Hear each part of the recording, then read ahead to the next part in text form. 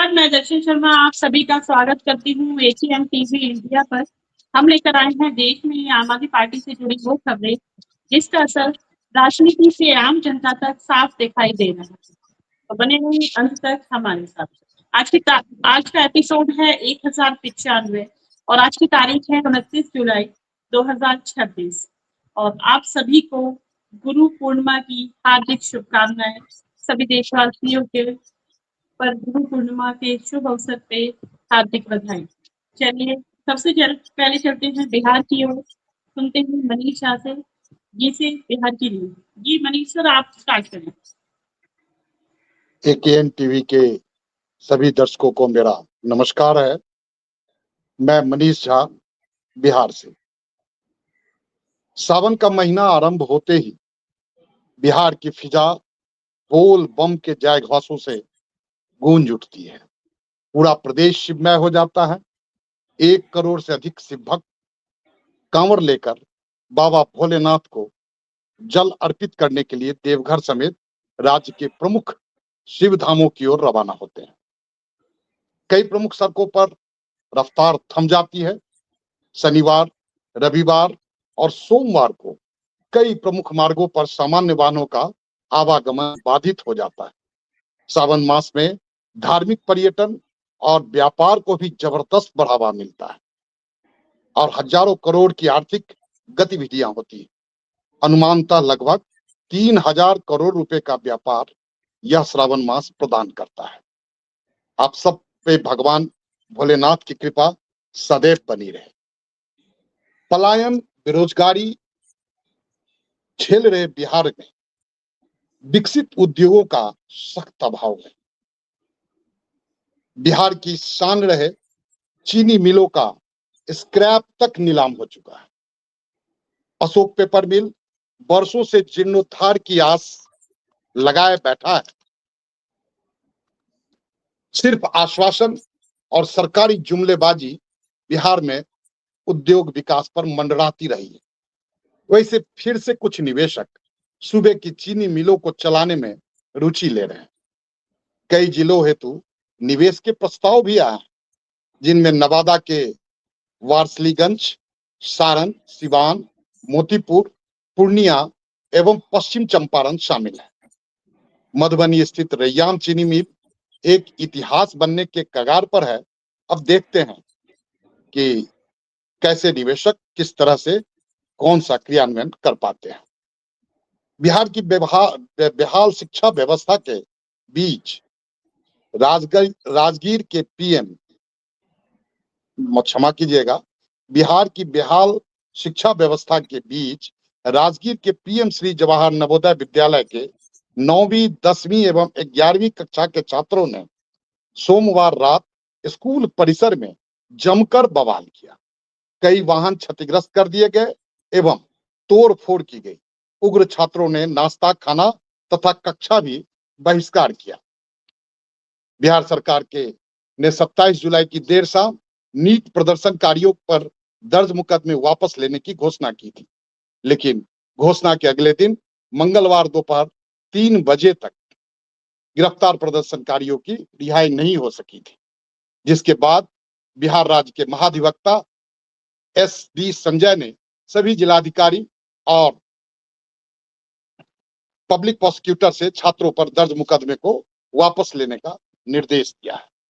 उधर पूर्व उप मुख्यमंत्री एवं राजद प्रमुख तेजस्वी यादव ने सरकार को चेतावनी दी है कि बुधवार शाम 7:30 बजे अगर छात्रों की रिहाई नहीं हुई तो वे आंदोलन आरंभ कर देंगे।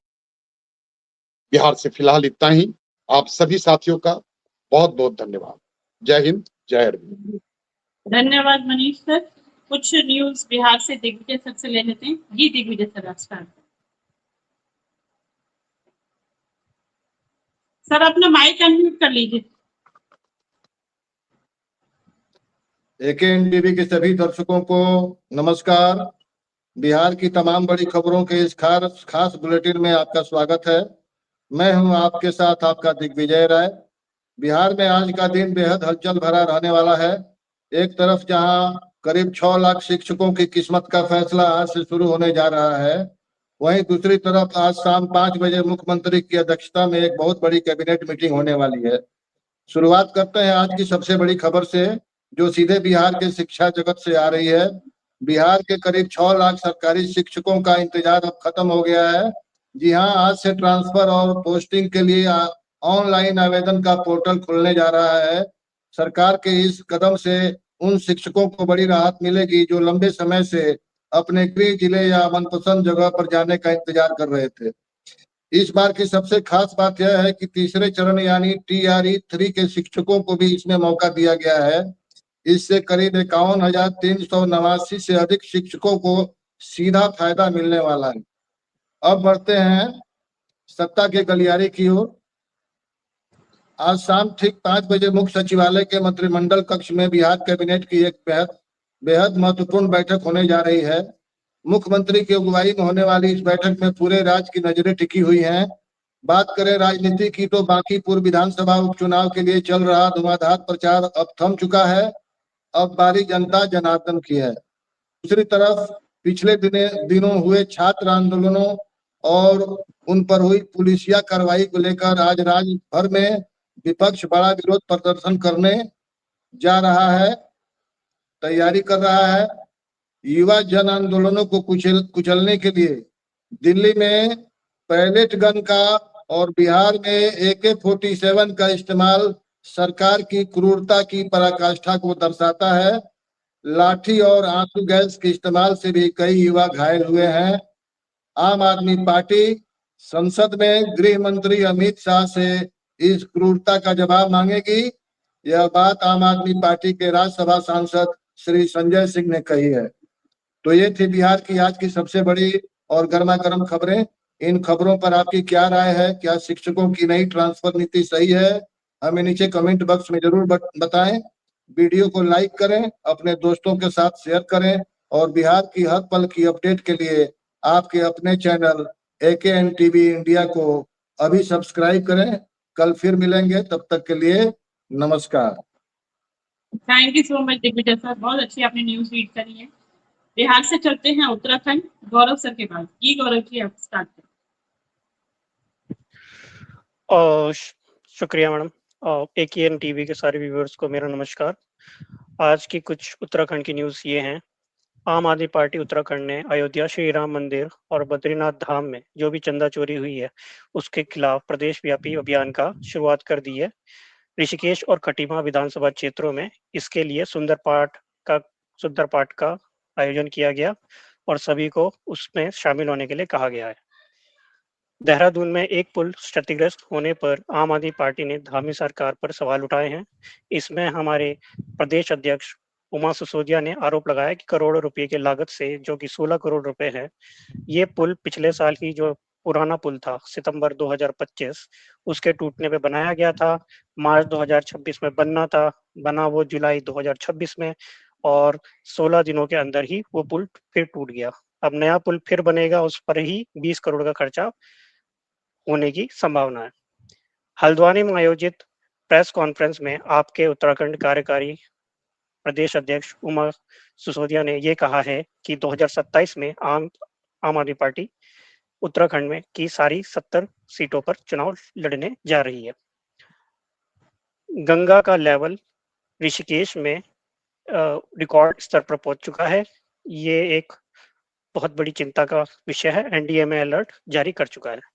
इसके अलावा मैं कुछ 2-3 और न्यूज़ है उस पर ध्यान आकर्षित करना चाहूँगा। पहला है शुगर स्टॉक। हमारा जो शक्कर का स्टॉक है उसमें केंद्र सरकार ने लिमिट लगा दी है ट्रेडर्स पे, तो ये बहुत बड़ी बात है। इसकी वजह इथेनॉल में शुगर का यूज होना बताया गया है। तो शुगर का जो रेट है वो 50 से लेकर 60 रुपए के बीच में देश में चला जा चुका है और आगे बढ़ने की संभावना है। ये रोक 1 अगस्त 2026 से 30 नवंबर 2026 तक लगेगी। ट्रेडर्स पे लगेगी। उनको सिर्फ 400 टन तक ही शुगर स्टॉक रखने की को कहा गया है, 400 क्विंटल तक। ऐसी जो पिछली जो स्टॉक पे लिमिट है वो सिर्फ 2009 में लगाई गई थी। इससे पहले कभी ऐसी लिमिट नहीं लगाई गई, तो एक चिंता का विषय हो सकता है।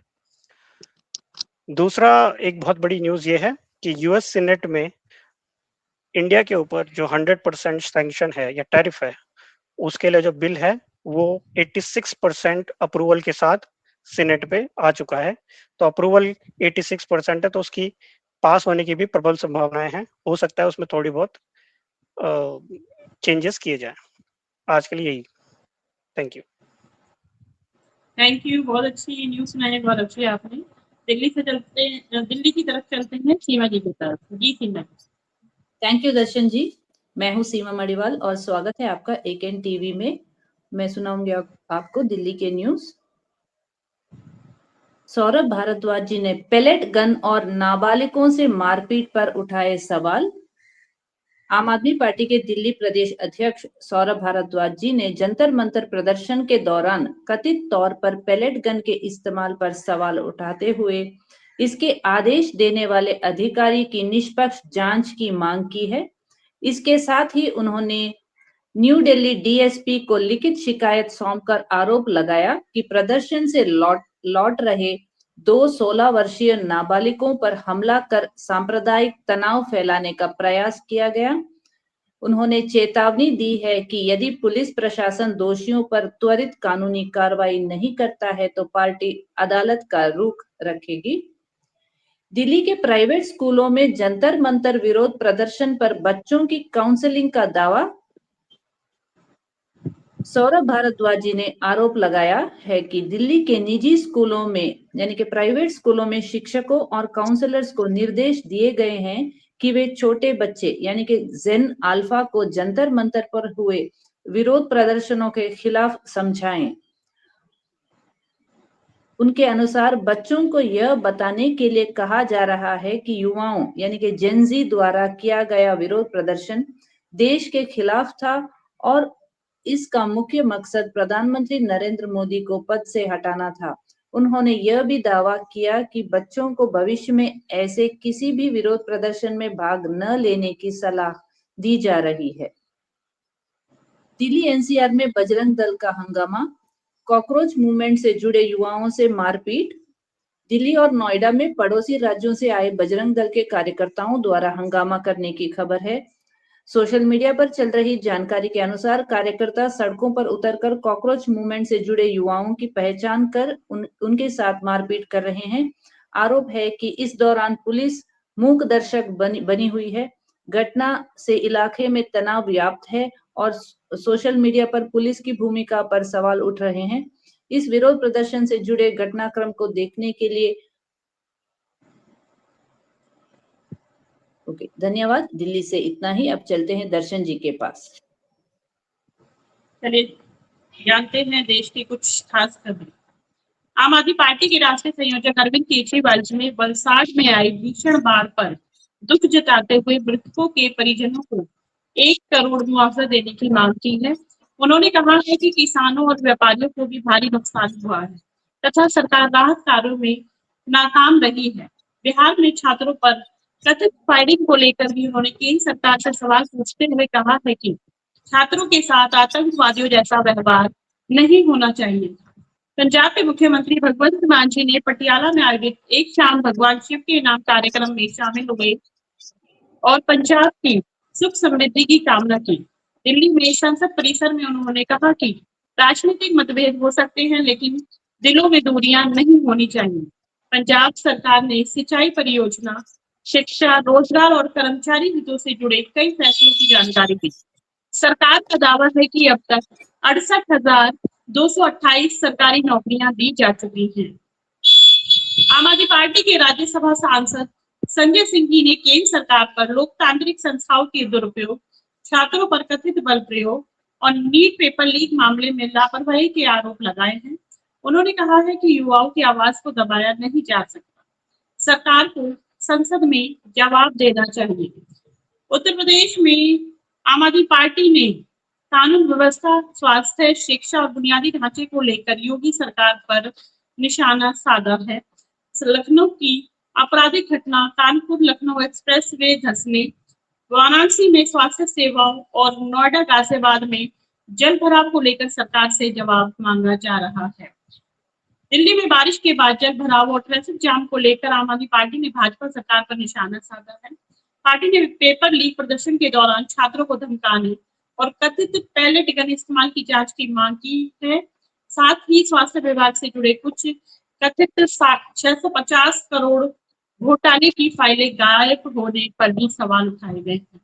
गुजरात में आम आदमी पार्टी ने बाढ़ प्रभावित किसानों को 50,000 रुपए प्रति हेक्टेयर सहायता और मृतकों के परिजनों को 1 करोड़ मुआवजे की देने की मांग की है।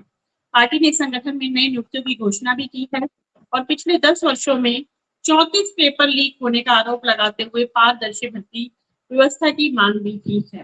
हिमाचल प्रदेश में आम आदमी पार्टी ने संगठन को मजबूत करने के लिए नए प्रदेश पदाधिकारियों की घोषणा की है और जनता के मुद्दों को मजबूती से उठाने का संकल्प दोहराया है। महाराष्ट्र में आम आदमी पार्टी ने भाजपा